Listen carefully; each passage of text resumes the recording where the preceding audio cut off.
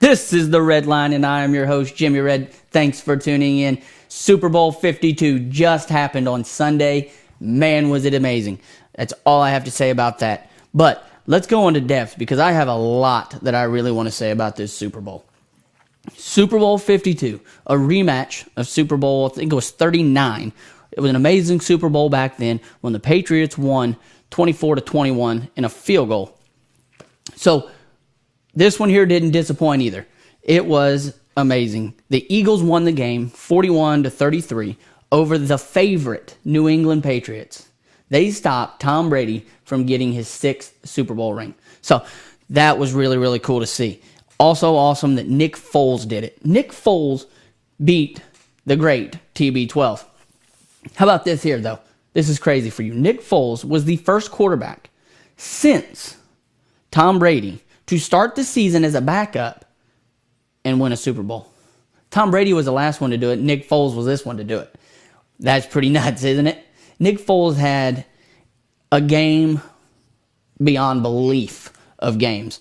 I mean, Nick Foles had an unbelievable game. 373 yards, 3 touchdowns, 1 interception. And he also received a touchdown pass on a 4th down play that I have to say was probably the gutsiest play I've seen in a Super Bowl in a long time, because they went for it on 4th down against the New England Patriots.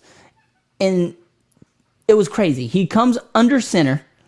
Well, he was in shotgun formation, then went up to the line. And I knew when he went to the line, there was something up, because Nick Foles doesn't really walk to the line very much. And when he walked up to the line, I was like, something's up. Then all of a sudden, he took 1 step to the right, and I knew he was going out for a pass because the ball was snapped, and I knew he was going out for a pass, but I couldn't tell you where he was going. And what's he do? He hits an out route, a quick little out route, and they hit him for the touchdown. Beautiful execution. If that would have been executed any better, you couldn't actually. Let me be honest with you. You couldn't have executed that any better. It was beautiful. The Patriots tried to execute it, but guess what? Mr. Tom Brady couldn't bring it in. 9 out of 10 times he brings that ball in. That one time happened to be right there when Brady doesn't bring it in. So that was big. That was really, really big. He had an amazing game throwing the football. Their running game was there. They had no problem running the football either. I don't know why, but they had no problem running it, because the defense for the last few weeks really stepped up for the Patriots, but it didn't step up here. And they ran the ball like just a machine out there. I mean, LeGarrette Blount ran 14 times, 90 yards. You had Jay Ajayi, 9 carries, 57 yards. They they had 1 touchdown between the two of them, 27 carries on 164 yards. Nuts. Absolute nuts for that team.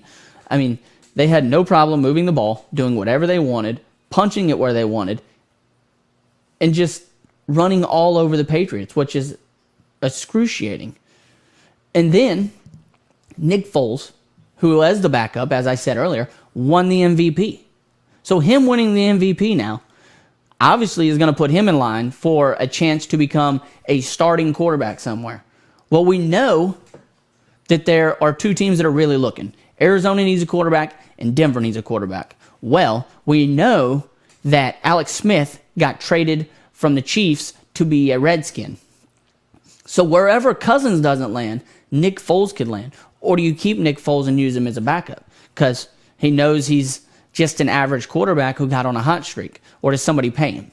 So there's a lot of questions regarding Nick Foles, because now he is a Super Bowl MVP with an amazing game against the New England Patriots. And Nick Foles, this here for you guys, Nick Foles is only the 2nd quarterback to beat Tom Brady in the Super Bowl.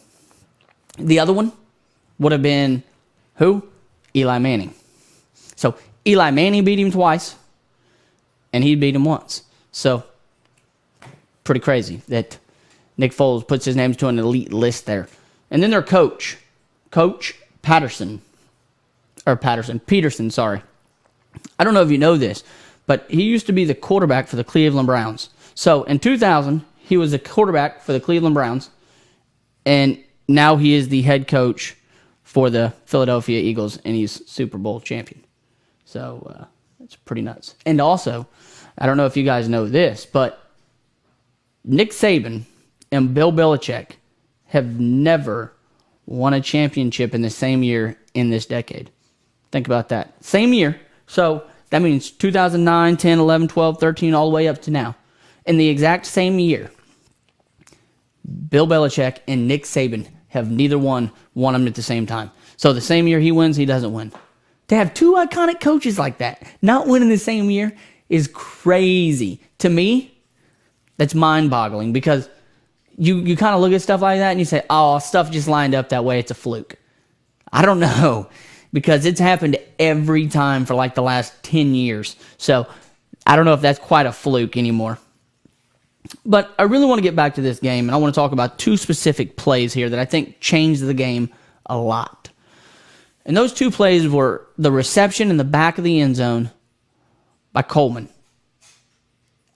I think they missed on that call. I think they missed on the call. I think that was an incomplete pass.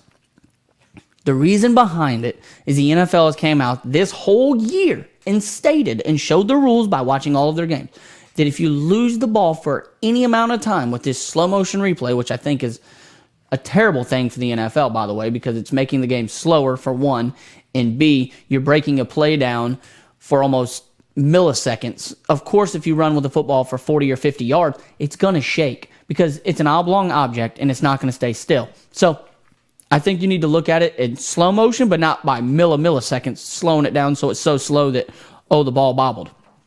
I think that's hurting the game of football.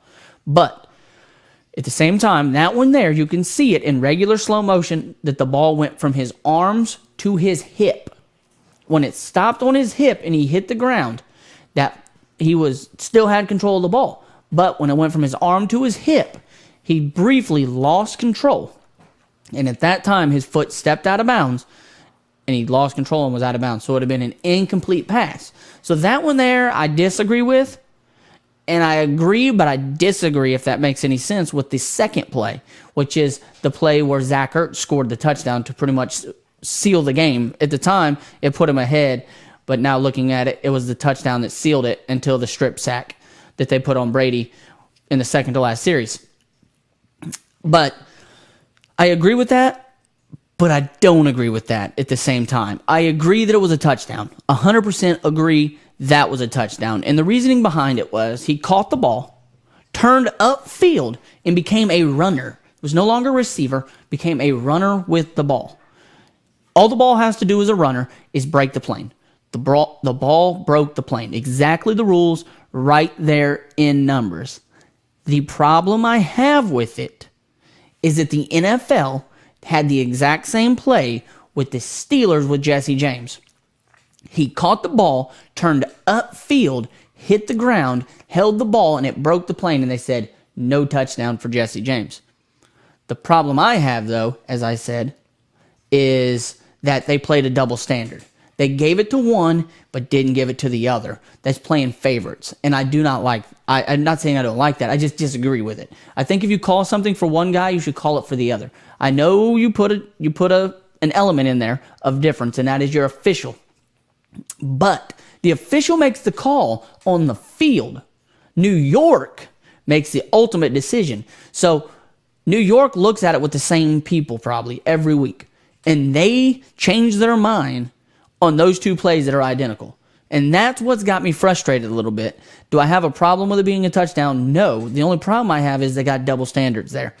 So I didn't like that.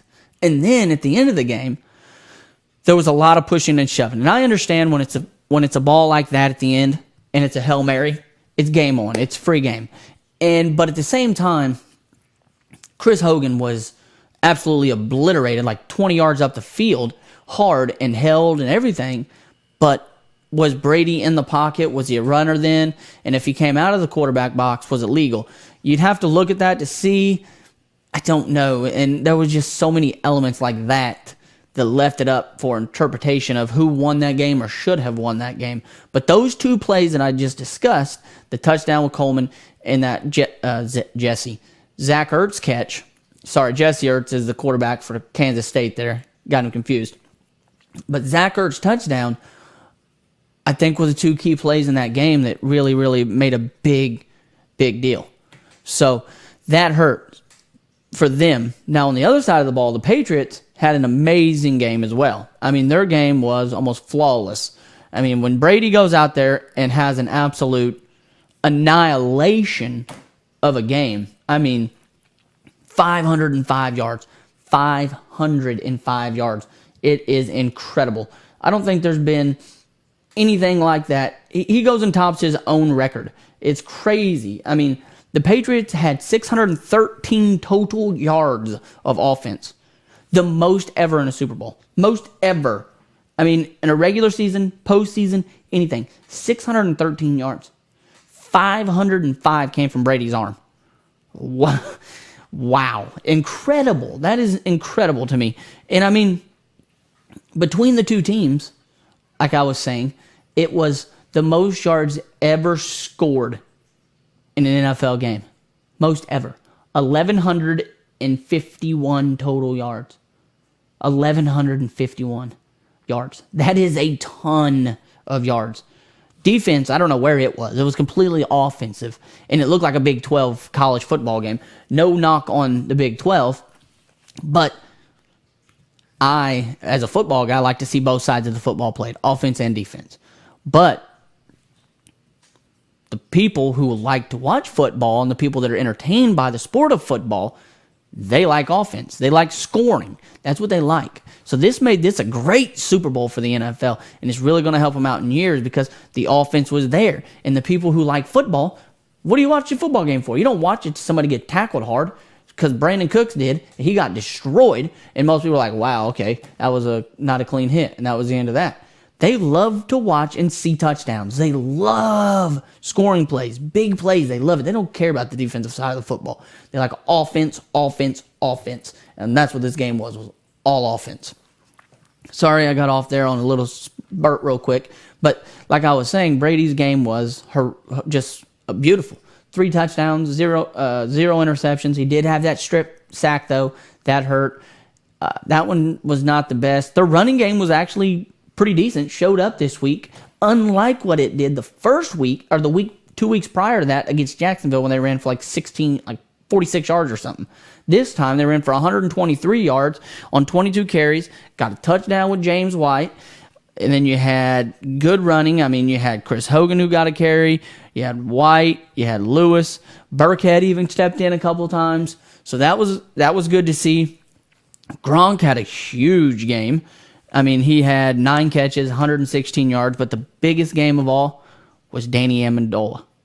Yes, Mr. Danny Amendola, who I didn't think was going to have that big of a game, because New England has shown when somebody has a big game a couple weeks, or the game, a couple weeks in this situation, but the week before, they usually try to stay away from him because the team kind of schemes for that guy. But they did not steer clear of Danny Amendola.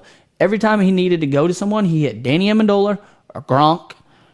Was on it, because he didn't have he didn't have Cooks, who went out early, so he leaned on those two a lot. He also leaned on Chris Hogan, who had a big game as well, 6 catches, 128 yards, but Amendola and Gronk were his big guys that he went to in big situations, and that there was huge.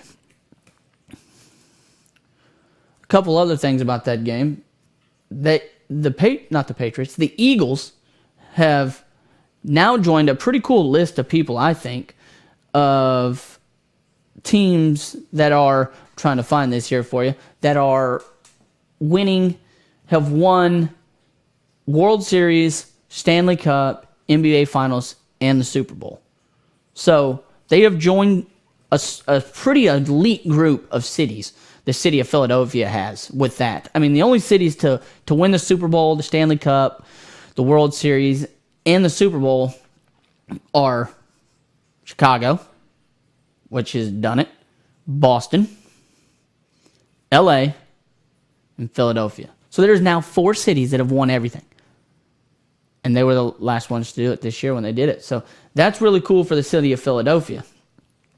Now that it's over, what happens with the Patriots? Well, we all know Matt Patricia is going to go be the new head coach there with the Lions. So, okay, that's fine. But the big twist and plot there, Josh McDaniels. The Colts came out and said, hey, we got our new coach, recognized it, said it, came out with it, made a big deal out of it. Huge. Everybody knew it. Came out big. Well, guess what? He backed out last night, and he is no longer going to be the head coach for the Colts. So, Colts were my favorite to even go to the Super Bowl next year because of that move. They had the great offensive mastermind in Josh McDaniels, and then they were going to have a good quarterback in Andrew Luck, and they were one of my favorites to go. Now you don't have him. Sorry, Indy. That hurts. And then Bill knows he lost his defensive guy, but he's already went and replaced him with somebody that's a long-time good friend who knows his stuff about defense. Excuse me there. Bill is a defensive mind himself, so defense isn't going to hurt. It's probably actually going to get better because now Bill's going to step in even more and take control of it. And you kept Josh McDaniels. So early favorite. Hate to say it, but I'm going to have to go with New England. New England's my early favorite to go back to the Super Bowl. Do I think Philly goes back? If Carson Wentz gets healthy and plays as good as he did this year, yes. If not, and Minnesota figures out who they're going to use as their quarterback and gets the right personnel, Minnesota. But you can't count out Russell Wilson. You can't cut out Aaron Rodgers because Aaron Rodgers was hurt this year, so you can't put him out of it. You also can't put out Jared Goff there in L.A. There's a lot of good talent in the NFC. So anybody that comes out of the NFC could be a master of just doing whatever they want in a game. And it doesn't matter what team it is. Any of them can go out and do it. Just checking here to make sure I have everything I want to speak on real fast there. Oh, I have one more thing I want to say. Is it kind of ironic to the rest of you guys, like it was me, that Eli Manning and Odell Beckham did a Super Bowl commercial together, and they had a big old party, and it looked all good and dandy, and they won the best Super Bowl commercial, and Brady lost? Is that ironic, or is that just what?